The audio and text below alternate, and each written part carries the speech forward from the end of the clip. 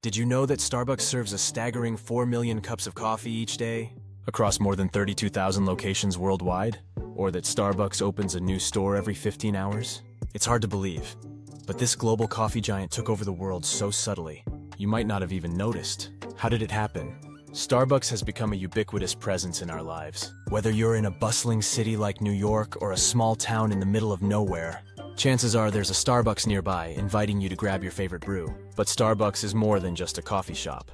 It's a symbol of modern consumerism, a cultural institution, and a powerful player in the global economy. Yet despite its omnipresence, few people have stopped to consider just how Starbucks grew from a single store in Seattle to a brand that has fundamentally reshaped how people around the world consume coffee, engage with public spaces, and even interact with each other. How did this happen? How did Starbucks turn coffee from a mundane morning ritual into a multi-billion-dollar industry and a lifestyle choice? The story of Starbucks is as much about coffee as it is about vision, persistence, and innovative strategies that took the world by storm. And the craziest part? They did it right under our noses. How does a coffee shop, something so ordinary, manage to infiltrate so deeply into our lives? The rise of Starbucks is a case study in branding, cultural influence, and global expansion. The real challenge lies in recognizing the subtlety of its influence. How did this chain of coffee stores slowly become a cultural icon, without many even realizing the magnitude of its impact? For Starbucks, it wasn't just about selling coffee. It was about creating an entirely new coffee culture. By the 1970s, coffee in America was bland and uninspired. It was mostly instant or poorly brewed, with no real focus on quality. Americans drank coffee because it was a cheap and quick way to get a caffeine fix. But no one considered coffee an experience worth savoring. This was the challenge that Starbucks would come to solve, to turn coffee into something that could be aspirational, an experience that people would pay a premium for, and a product that would become an essential part of daily life. And it wasn't just America that Starbucks conquered. As Starbucks expanded globally, the challenge became even more complex. How does a brand rooted in American consumerism penetrate markets as different as Japan, China, and the UK, all of which have their own unique coffee cultures, or in some cases no significant coffee culture at all? The genius of Starbucks lay in its ability to adapt while still maintaining its core identity, a balancing act that few companies have managed as successfully. The story of Starbucks begins in Seattle in 1971, when three friends, Gordon Bowker, Jerry Baldwin, and Zev Siegel, decided to bring higher quality coffee to the US, inspired by European coffee traditions. They opened a small store that sold premium coffee beans and equipment for home brewing. The store was a hit with local coffee aficionados, but it was far from the global giant it would eventually become. The founders had no interest in selling coffee by the cup. Their focus was solely on providing high-quality beans. Things began to change in 1982 when Howard Schultz entered the picture. At the time, Schultz was working as a salesman for a European kitchen appliance company, and he noticed that Starbucks was buying an unusual number of his coffee machines. Intrigued, Schultz visited the store and was immediately captivated by the quality of the coffee. He sensed that Starbucks was onto something big and became determined to join the company. After a year of convincing, the founders finally hired him as director of retail operations and marketing. It was Schultz's trip to Italy in 1983 that would change everything. While exploring the streets of Milan, he was struck by the vibrancy of the Italian coffee culture. Coffee wasn't just something to drink, it was an experience. Cafes were bustling social hubs where people gathered to relax, chat, and enjoy expertly brewed espresso drinks. Schultz realized that this was the future of Starbucks, not just selling beans, but selling the entire coffee experience. He envisioned Starbucks as a place where people could gather, much like the Italian cafes he had fallen in love with. Schultz rushed back to Seattle with his grand vision, but the original Starbucks founders weren't convinced. They were focused on retail, not running a cafe. Schultz, undeterred, decided to leave the company in 1985 to start his own coffee shop, which embodied his vision of the coffee experience.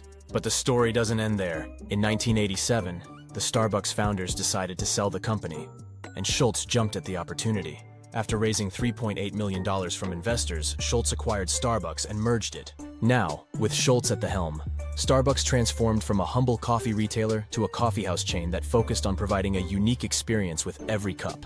What set Schultz's Starbucks apart was his belief in the third place concept. He wanted Starbucks to be more than just a place where you grabbed a cup of coffee. It was supposed to be a welcoming environment, a third place between home and work where people could gather, relax, and connect. This concept was revolutionary in the US at the time and became central to Starbucks' brand identity. Schultz wasn't just selling coffee, he was selling a lifestyle. By the early 1990s, Starbucks was growing at a rapid pace. Schultz's vision had taken hold, and Starbucks stores were popping up all over the US. Starbucks had become more than a coffee shop. It was a cultural phenomenon. People didn't just go to Starbucks for the coffee, they went for the experience. From the comfortable seating to the personalized drinks, Starbucks was offering something that few other companies could match. And customers were willing to pay a premium for it. The defining moment that truly catapulted Starbucks to global dominance came with Schultz's aggressive expansion strategy in the 1990s and early 2000s. By 1996, Starbucks had opened its 1,000th store, and by 1998, it had expanded internationally, opening locations in Japan, the Philippines, and the UK. Schultz's vision of global coffee culture was becoming a reality. At the peak of its expansion, Starbucks was opening 7 new stores every single day. What made this expansion so successful was Starbucks' ability to maintain consistency across all its locations. Whether you were in New York, London, or Tokyo, walking into a Starbucks felt familiar. The menu was standardized, the coffee quality was consistent, and the experience was the same. Something that many other coffee chains struggled to achieve. Schultz understood that customers valued predictability, and he made sure that Starbucks delivered on that promise no matter where it was located. But Starbucks didn't just expand through sheer numbers. Schultz also pioneered innovations that kept Starbucks ahead of the competition. The introduction of the Starbucks Rewards program in the early 2000s revolutionized customer loyalty, giving customers incentives to keep coming back. The launch of the Starbucks mobile app allowed customers to order ahead and pay through their phones, making the experience even more convenient.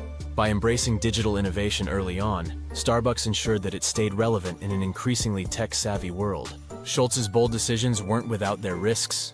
For instance, Starbucks was charging $3 for a cup of coffee at a time when most Americans were used to paying around 50 cents. But Schultz understood that he wasn't just selling coffee.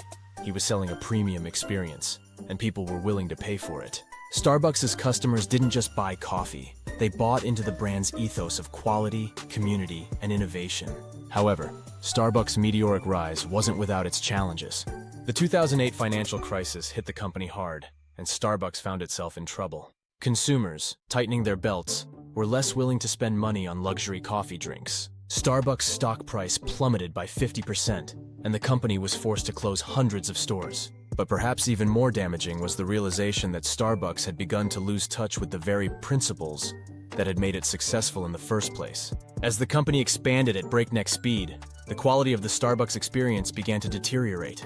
Stores became more focused on efficiency than atmosphere, and the personalized customer experience started to fade. Schultz himself acknowledged that the company had become too focused on growth and had sacrificed the romance of the coffee experience. In 2008, Schultz returned as CEO with a mission to save Starbucks from itself. His first order of business was to return the company to its roots. He closed every US Starbucks store for an afternoon, costing the company millions, in order to retrain baristas on how to properly brew espresso and reconnect with customers. Schultz removed automated machines, brought back the manual espresso machines that had originally defined Starbucks, and focused on restoring the in-store experience that had once made Starbucks special. This back-to-basics approach worked. By refocusing on quality and customer experience, Starbucks regained its footing. Under Schultz's leadership, Starbucks not only recovered but thrived, returning to profitability and expanding once again. Starbucks' stock price soared by over 1,600% in the years following the crisis, proving that Schultz's strategy of quality over quantity was the right move. The story of Starbucks is not just one of business success, it's also a story of cultural influence. Starbucks didn't just change the way people drink coffee, it changed the way people think about coffee. Before Starbucks, coffee was largely seen as a cheap utilitarian beverage, something you drank to wake up in the morning. Starbucks transformed coffee into a social activity, a status symbol, and an experience worth paying for. Moreover, Starbucks has had a profound impact on the neighborhoods it enters. There's even a term for it, the Frappuccino effect. Studies have shown that when a Starbucks opens in a neighborhood, property values in the area tend to rise. Starbucks has become a symbol of gentrification, with many people seeing it as a marker of a neighborhood's rising status. But this influence is not without controversy. Starbucks has often been criticized for homogenizing cities and contributing to the decline of local businesses. In recent years, Starbucks has continued to innovate and expand into new markets. China, for instance, has become one of Starbucks' key growth areas, with a new store opening every 15 hours. But Starbucks' influence extends beyond just physical stores. The company has also become a major player in the digital space. with its mobile app accounting for nearly a third of its sales. Starbucks has also ventured into other industries, including food and even banking, with its app essentially functioning as a digital wallet that holds billions of dollars in customer funds. Starbucks' rise from a single Seattle coffee shop to a global empire is nothing short of remarkable. What began as a small operation selling premium coffee beans has grown into a brand that shapes consumer behavior and coffee culture worldwide. Starbucks has succeeded not just because of its coffee, but because of its commitment to creating an experience, building a community, and continually innovating. Through careful expansion, strategic innovation, and a relentless focus on customer experience, Starbucks has become a cultural icon.